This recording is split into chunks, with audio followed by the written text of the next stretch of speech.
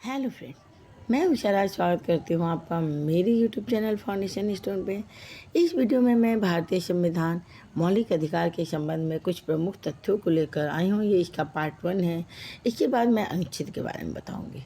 मौलिक अधिकारों का वर्णन संविधान के भाग 3 में अनुच्छेद 12 से 35 में किया गया है। संविधान के भाग 3 को भारत का मैग्ना कार्टा कहा जाता है।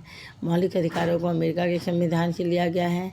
मूल संविधान में 7 मौलिक अधिकारों को स्थान दिया गया था, किंतु 44वें संविधान संशोधन द्वारा संपत्ति के मूल अधिकार अनुच्छेद 31 को अनुच्छेद 300 क के तहत विधायी अधिकार बना दिया गया है। मौलिक अधिकारों में संशोधन हो सकता है। राष्ट्रीय आपात अनुच्छेद 352 के दौरान जीवन एवं व्यक्तिगत स्वतंत्रता के अधिकार को छोड़कर अन्य मौलिक अधिकारों को स्थगित किया जा सकता है।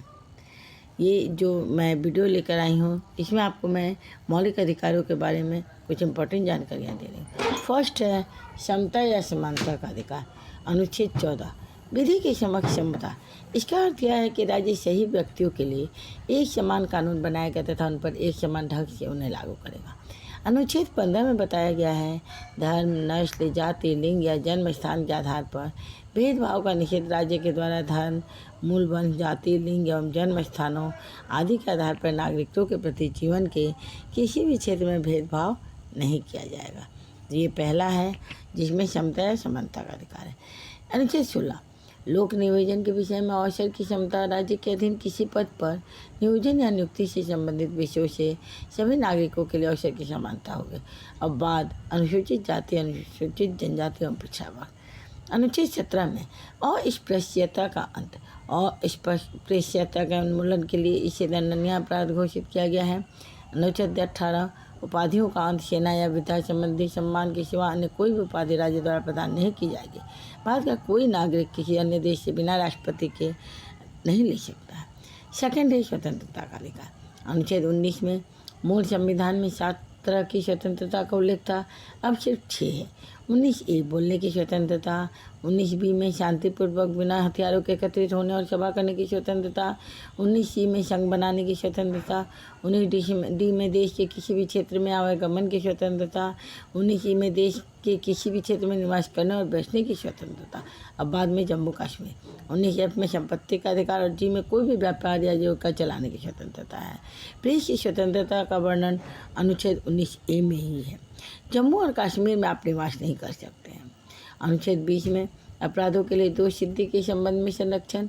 इसके तहत 3 प्रकार की स्वतंत्रता का वर्णन है। पहला है किसी भी व्यक्ति को एक अपराध के लिए सिर्फ एक बार सजा मिलेगी। दूसरा है अपराध करने के समय जो कानून है इसी के तहत सजा मिलेगी, न कि पहले और बाद में बनने वाले कानून के तहत। किसी भी व्यक्ति को स्वयं के विरुद्ध न्यायालय में गवाही देने के लिए बाध्य नहीं किया जाएगा। तो ये अनुच्छेद 20 में इन सब का वर्णन किया गया है। इसके बाद है अनुच्छेद 21, प्राण एवं दैहिक स्वतंत्रता का संरक्षण। किसी भी व्यक्ति को विधि द्वारा स्थापित प्रक्रिया के अतिरिक्त उसके जीवन और व्यक्तिगत स्वतंत्रता के अधिकार से वंचित नहीं किया जा सकता है। अनुच्छेद 21 को राज्य 6 से 14 वर्ष की आयु के समस्त बच्चों को ऐसे ढंग से जैसा कि राज्य विधि द्वारा अवधारित करें निःशुल्क तथा अनिवार्य शिक्षा उपलब्ध कराएगा। 86वां संशोधन 2002 के द्वारा ये बताया गया है। तो फ्रेंड्स, मैं इसमें मौलिक अधिकारों के बारे में बता रही हूँ। इसके अलावा भी मैं अपने चैनल पर जीके से रिलेटेड बहुत सारे वीडियो अपलोड करती हूँ। अनुच्छेद 22 में कुछ दशाओं में गिरफ्तार और निरोध में संरक्षण। अगर किसी भी व्यक्ति को मनमाने ढंग से हिरासत में ले लिया गया हो तो उसे 3 प्रकार की स्वतंत्रता प्रदान की गई है। हिरासत में लेने के कारण बताना होगा।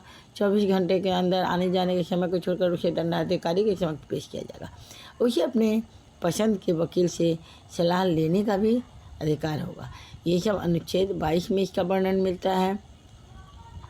यदि अभी तक आपने मेरे चैनल को सब्सक्राइब नहीं किया हो तो प्लीज़ सब्सक्राइब कर दीजिएगा। तीसरा है शोषण के विरुद्ध अधिकार। अनुच्छेद 23, मानव के दुर्व्यापार और बलात् श्रम का प्रतिषेध। इसके द्वारा किसी व्यक्ति की खरीद बिक्री, बेगारी तथा इसी प्रकार का अन्य जबरदस्ती लिया हुआ है श्रम निषिद्ध ठहराया गया। जिसका उल्लंघन विधि के अनुसार दंडनीय अपराध है। जरूरत पड़ने पर राष्ट्रीय सेवा करने के लिए बाध्य किया जा सकता है। अनुच्छेद 24 बालकों के नियोजन का प्रतिषेध 14 वर्ष से कम आयु वाले किसी भी व्यक्ति के लिए। चौथा है धार्मिक स्वतंत्रता का अधिकार। अनुच्छेद 25 अंतःकरण की ओर धर्म के अबाध रूप में मान्य आचरण और प्रचार करने की स्वतंत्रता। कोई भी व्यक्ति किसी भी धर्म को मान सकता है और उसका प्रचार प्रसार कर सकता है। अनुच्छेद 26 में धार्मिक कार्यों के प्रबंध की स्वतंत्रता है। व्यक्ति को अपने धर्म के लिए संस्थाओं की स्थापना व पोषण करने, विधि सम्मत संपत्ति का अर्जन, स्वामित्व व प्रशासन का अधिकार है।